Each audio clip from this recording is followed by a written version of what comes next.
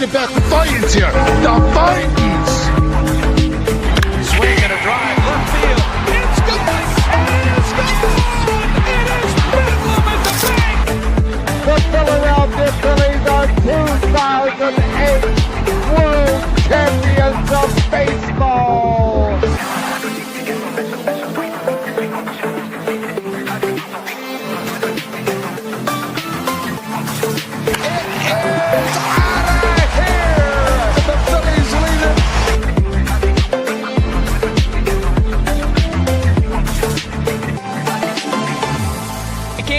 Podcast right here. You already know. Go fucking subscribe. You are now listening to the 302 Birds Phillies postgame show with Eric, Chaos Chris, Dalt, and Ballpark Tommy. Proudly powered by TickPick. Check out the link in the bio for $10 off your first order today. Let's take it to the show. Man, Rockies. You guys are on pace for over 130 losses. That is terrible. I think, honestly, the Colorado Rockies could break the record set last season by the White Sox. But what's up, everybody? Eric, also known as Shard, here with the 302 Birds Phillies post-game show. And Chris, man, what a incredible series. This is exactly what they needed to do against a team of this shitty caliber, in my opinion. And yeah, I mean, we're going to get into it. I know we haven't been on for a couple of nights just because of these late games. So we have a longer show for you guys tonight. But I mean, Chris, like, what have you thought about this series? Well, they beat the living shit out of this team, which was well needed. They beat them in pretty much all aspects, hitting, pitching, just an absolute beatdown all four games. They didn't score too many today, but besides that, was it 9-7? Like, they scored a lot of runs. And for the most part, the pitching was pretty good. I think the bullpen faltered one night. Was it 9-5? They kind of fell apart towards the end of the game, which is like, all right, whatever, the game was over. So, yeah. Yeah, I mean, I agree with you. And overall, for this entire series, they had 50 hits over 4 games, which is absolutely insane. Just overall looked great. I mean, looking at the overall scores for each game, I mean, today was 2-0. Yesterday was 9-5. Day before that was 7-4. Day before that was 9-3. So they're scoring a decent amount of runs. Overall, just very dominant. But we have a couple special guests backstage. I know you have somebody that you want to bring on. So let's get into our call-ins. And first guest we have Ash. What is going on? What did you think of this series? So I'm going to kind of talk a little bit what I talked about last night. Is it great to sweep them again? Absolutely. But ultimately it is the Rockies. When the White Sox are having their second worst season in baseball, and they're not the worst team right now, that's an issue. Mm-hmm. So ultimately, as much as I would love to be, screaming this from the rooftops of how excited I am, this is a series that we should have swept. We should be sweeping the next couple of series here, in theory. Obviously, I expect that we'll drop 1 or 2. This is hopefully going to be used as a confidence builder series. That is my hope, because we have to be able to see the wins after today. Because this is only the start. It is only the end of May. So we have a long season left ahead of us. Yeah, I mean, I agree with you. But Ash, I'm curious for this, and I kind of want to ask you this question. Do you think Bryce Harper shaving his head saved the season? I definitely think the stats are telling. I will be curious to see how long this streak lasts. I know that there was some memes also with Nick Sirianni. Is there a head shaving clause that's in his next contract? I think that there should be. And ultimately, going back with the irony of the Eagles, I think it definitely had something to do with it. Yeah, I mean, I completely agree with you. I do think that Bryce Harper, I think him shaving his head definitely saved the season. I know we posted a graphic the other night. If you don't follow us on Instagram yet, what are you doing with your life? I mean, you're tuning into our show, so like, what are you doing with your life? But Bryce Harper, since shaving his head, he's batting over 500. He has 10 hits over his last 6 with 5 RBIs. I mean, again, Nolan just rocked that. Sick graphics. So if you're not following us on Instagram, I mean, like, what are you doing? But yeah, I mean, I just think that him shaving his head is very equivalent to Nick Sirianni shaving his. I'm very curious to see if it ends the same at the end of the season with a trophy coming back to Philly, a ring on his finger, because he's getting old. I mean, he's getting to the point where he's almost out of his prime, I want to say. And I don't want to waste his season in Philly. I mean, would you guys agree? Like, absolutely. Yeah. The window is now. A lot of people would argue to say that the window has already closed. This is really our last shot. There's definitely some stuff flying around about how are we going to be keeping specifically Schwarber with, I mean, it's not, who knows, we could do a Dodgers situation where we just defer everything. However, I am a little nervous. So I think it's now or we have some serious conversations in the offseason. Yeah, I completely agree. Well, Ash, we appreciate you hopping on as always. And for those of you guys that don't watch the main show, Ash always has great takes on the main show. So make sure you tune in Wednesday nights for that. But Ash, we appreciate you as always. Of course. And I'm going to put a little plug in here. A week from today, Ballpark Tommy and I will be taking over this show in preparation for our show that is starting later this summer, Sunday dinner. So stay tuned for what should be a super fun post-game show with Tommy and I. Oh, yeah. Appreciate it as always. You and Tommy, your chemistry together is always great. So it's fun. I don't know how it works, but it works. So have a great night, guys. See you, Ash. Bye.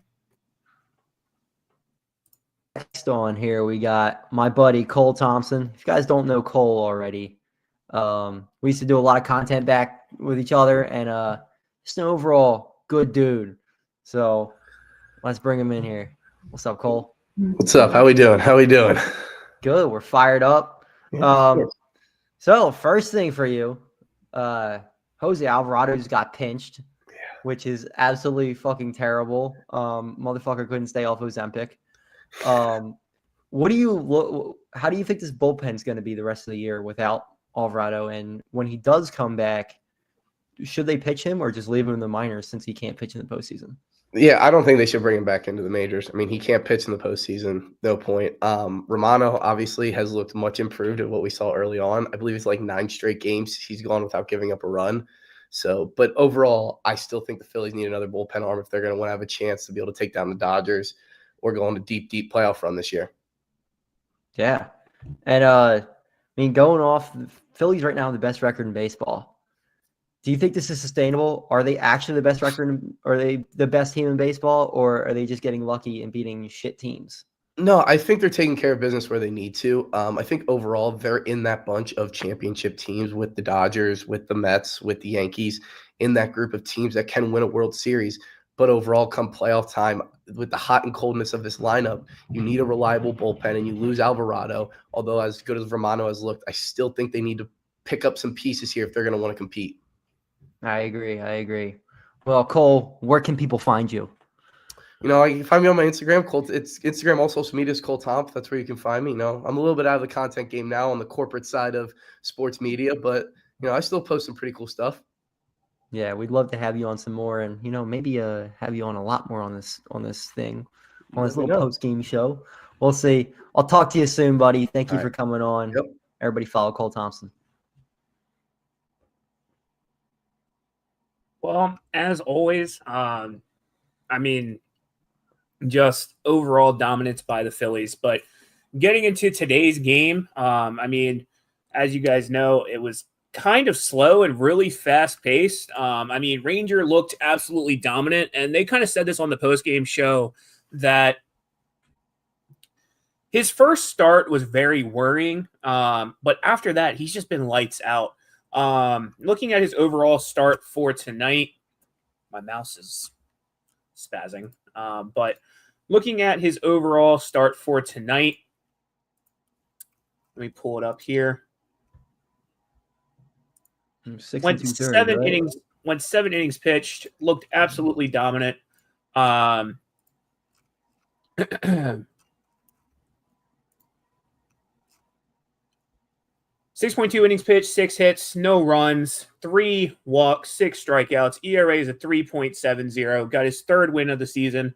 And like they were saying earlier on the post-game show, the guys behind him, that first start, I mean, they were playing for about a month before he came in. And he really had to get back up to speed, really get the jitters out that first game. And after that, again, he's been lights out. I mean, really dominant performance. I would have liked him to go 7 innings pitch, but I'm kind of glad he was pulled when he was pulled. I'm going to give props to Rob Thompson. I feel like this game was actually one of those games where he pulled at the right time. I feel like he really did pull at the right time there, because I feel like if Ranger would have went a little bit longer, he would have given up at least a run, because he had runners on first and third, I believe, when they pulled him. So overall, just dominant performance. Yeah, I think Rob Thompson really managed this series well. Even I know there wound up being a little bit of a base running mistake. I wasn't able to watch it towards the end, but I saw they pinch hit Schwarber pitch ran Schwarber for Johan Rojas, and I'm always 100% behind that. Whenever you can get one of your slower guys out of there for one of your faster guys, that's a good move. Now I don't know what happened, whether he got sent or whether he went on his own, but that was a good decision by Thompson, no matter what happened. Sometimes it's not his fault that the players suck. But yeah, Ranger Suárez is really pitching well right now. Yeah, he had one bad outing. You take that away, he's Ranger Suárez. Like, he's a good pitcher. And this whole rotation right now is pitching really, really well. They have a lot of depth. You know, you look, Mick Abel came in, pitched great. You sent him back to AAA. You have the second best right-handed pitching prospect in baseball sitting in AAA too. Like, they have so much starting pitching talent right now. And they're all coming through. Even Walker was fine last night. Like, these guys are really pitching well, and hopefully this continues against good teams, but I really like to see where this pitching staff is going right now. I mean, I agree with you there. I'll say this. I mean, the other night, to start off the series, Christopher Sanchez, I mean, he went 6 innings pitched, let up 5 runs, but the offense was behind him. Looking at the night. 3. What was that? He let up 3 runs, not 5. Sorry, 5 hits, 3 runs. I can't read, apparently. Jesus Luzardo was after that. 6 innings pitched, 2 hits, only 1 earned run. I'm going to say this about Jesus Luzardo, dude. We got him for a bag of chips. And, like, granted, the guys we gave up, I mean, in my opinion, were good prospects. But, like, I really think Luzardo just needed a change of scenery, because he's just been lights out.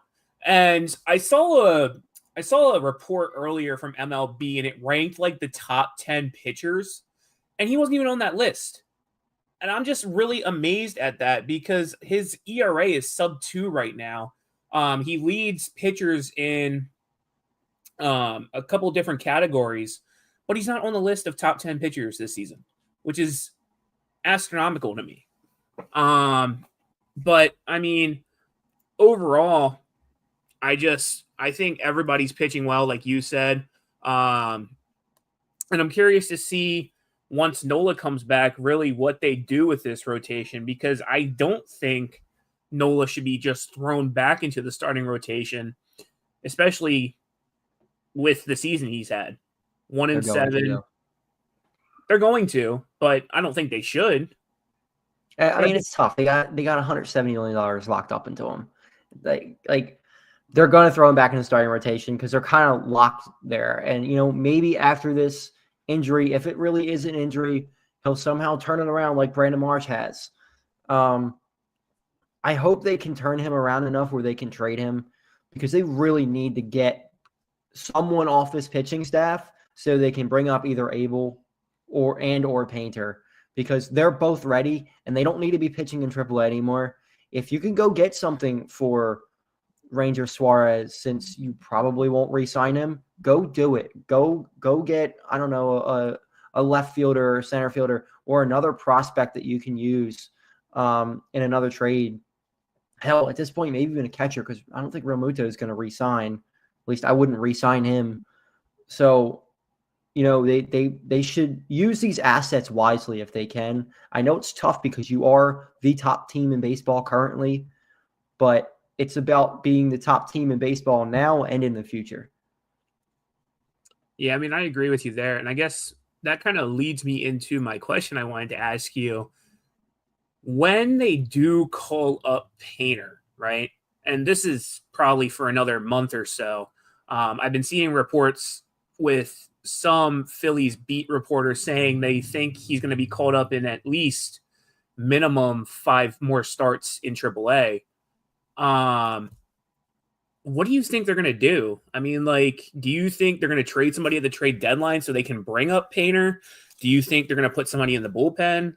What is your take on that? Because I'm kind of curious to hear what you have to say. I mean, personally, I wouldn't touch him this year just because he is on that innings limit. And he really isn't going deep into games at all in AAA currently. So until he can show that he can go 6+ innings in AAA, I wouldn't bring him up. I'd let him just keep pitching down there, build up that arm more and more. And if he's pitching well towards the end of the season, bring him up next year.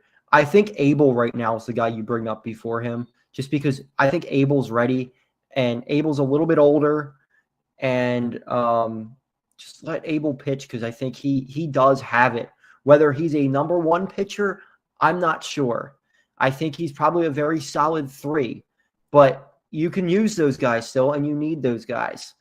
I wouldn't mess with either of those guys, putting them in the bullpen. I think they are starting pitchers. If you want to put anybody in the bullpen, you put either Walker or Suárez in the bullpen. I wouldn't mess with the young prospects.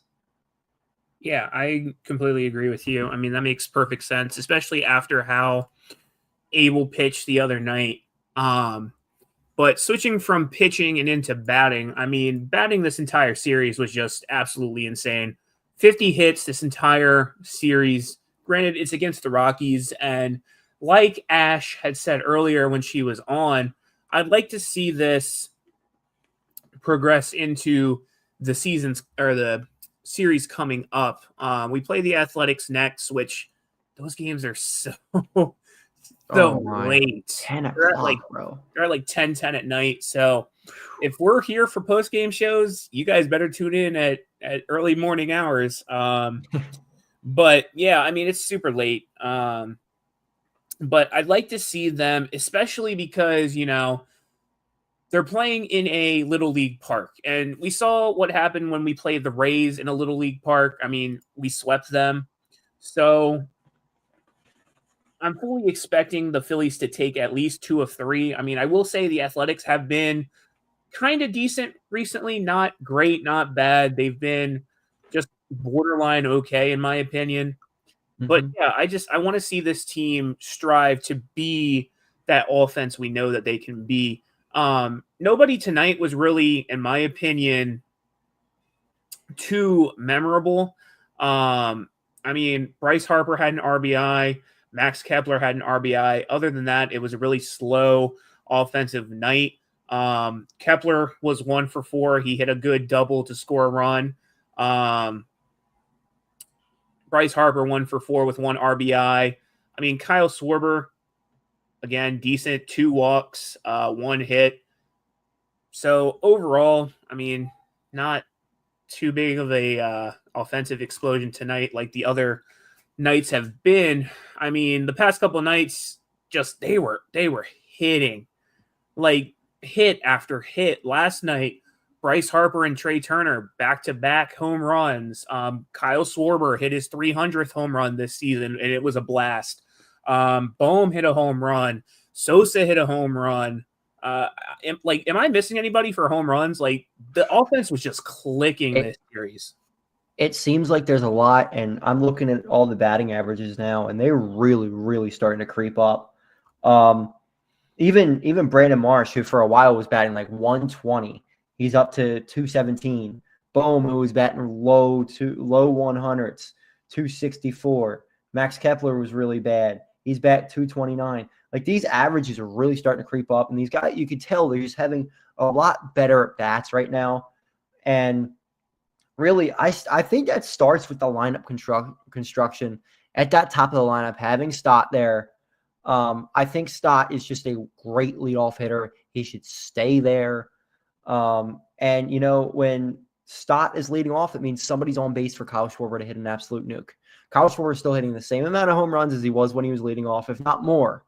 The difference is he's hitting them with runners on base, and that's winning them baseball games. Instead of them being solo home runs, they're 2-run shots. They're 3-run shots. That's a lot. It's a lot better, and it's a lot more runs scored. And I really think this lineup is pretty solid right now. Yeah, I mean, I agree with you there.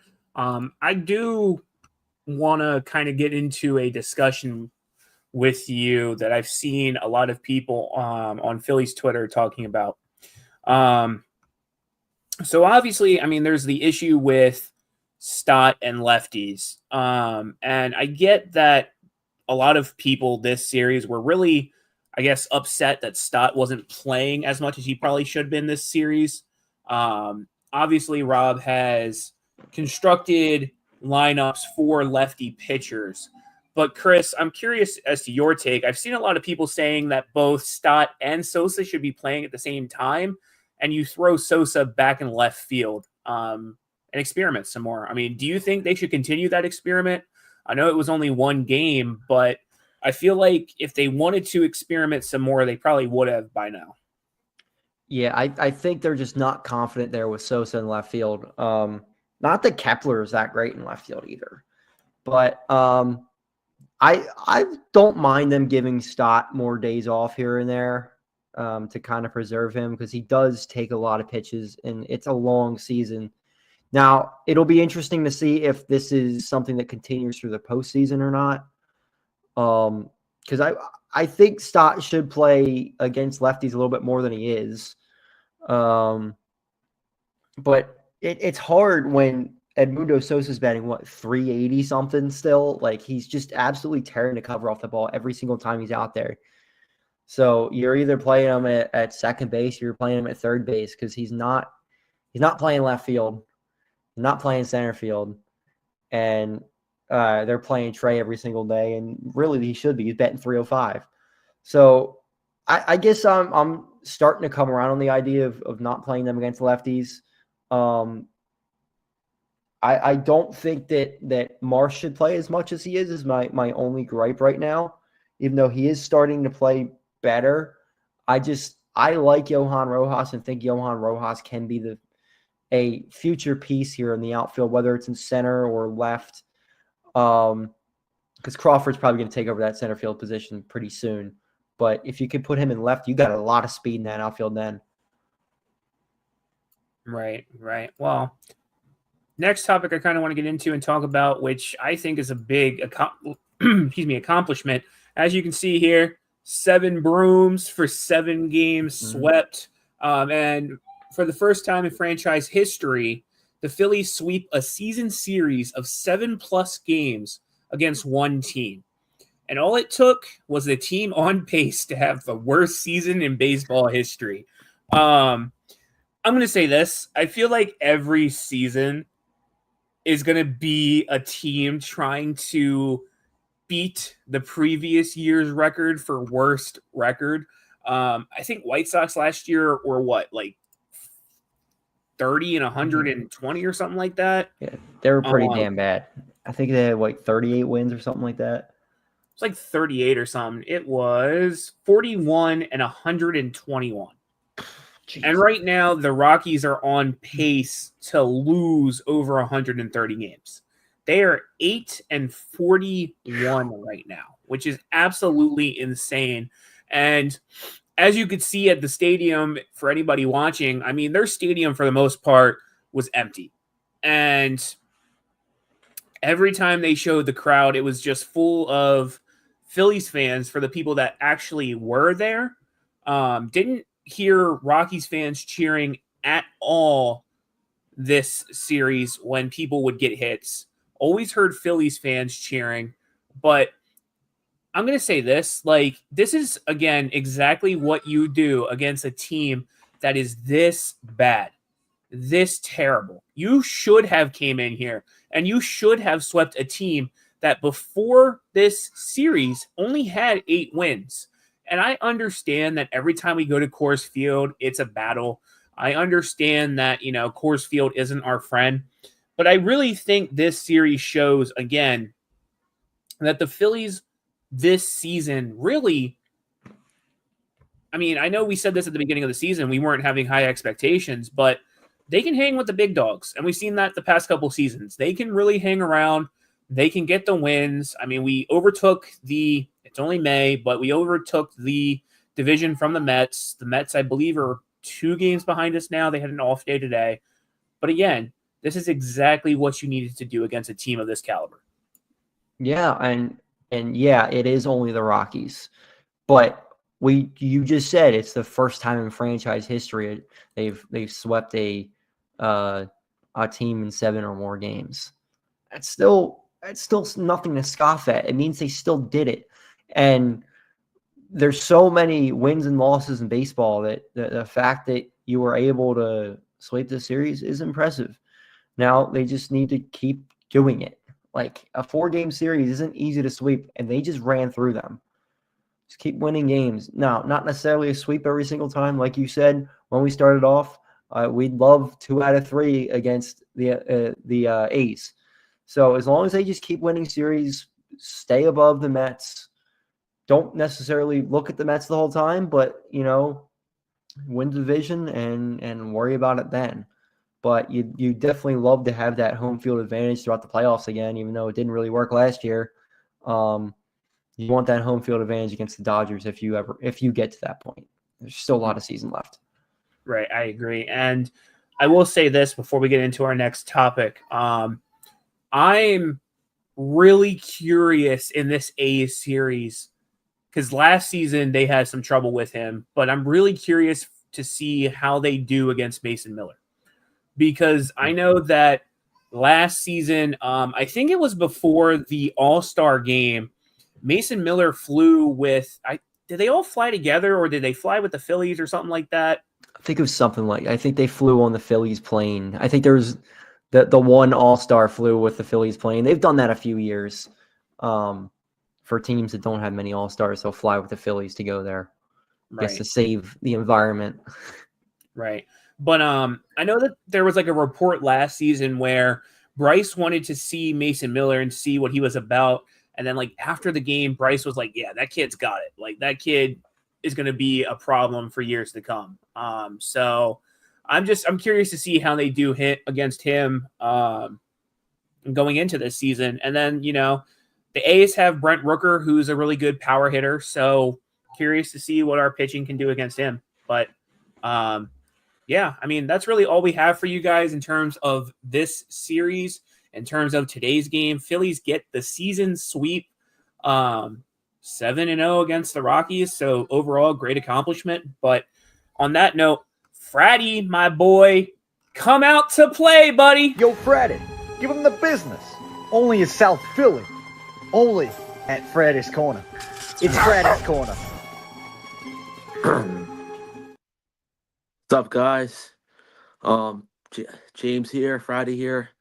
All I gotta say is, that was a great series win against the Rockies. The pitching, for the most part, was outstanding. The offense was outstanding. I do want to touch on a few things though, to catch up since I haven't been on here for a little bit. Want to touch on us bringing up Max Lazard. I remember, I think it was a few nights ago. Yeah, I think it was a few nights ago. Max Lazard got called up, and we sent down Mick Abel. And I said this to a few people. That I really questioned that move because I really liked McAble up here. And I'll say this, that if Max Lazard has a couple of these bad outings in the bullpen coming up, I mean, as good as this team is playing right now, would you maybe send up McAble to be in the bullpen? It's a good question. As a long man, maybe. But I just don't know about.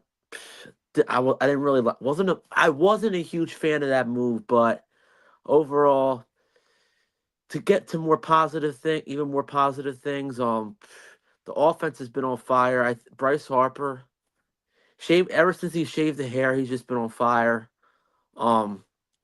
Trey Turner, everybody as a collective team has been contributing in the series, and it's great to see, even against lesser teams like the Rockies, and the Pirates the end of last week. But our offense really started to spark in the Rockies series, even more. But everything is, like I said, everything is clicking for this team. I really have no other complaints. Really quick to close it out. We're playing against I was almost thinking about Oakland again. Sorry.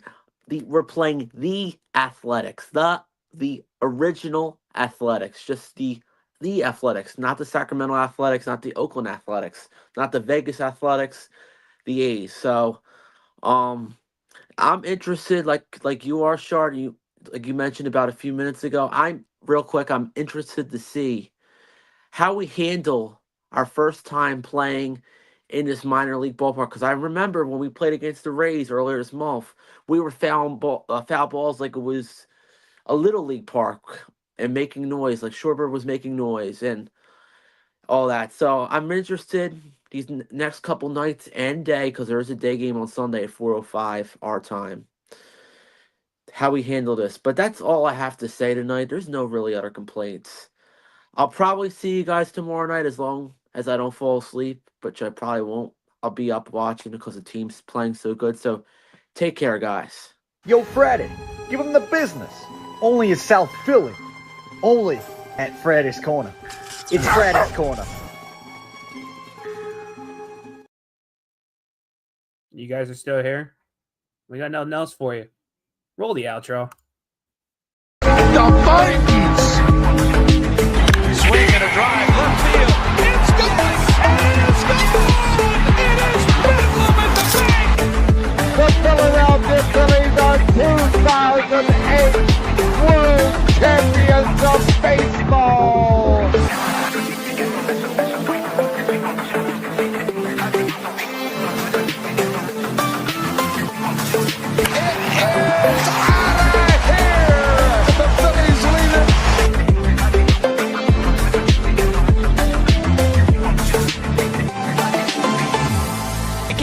Podcast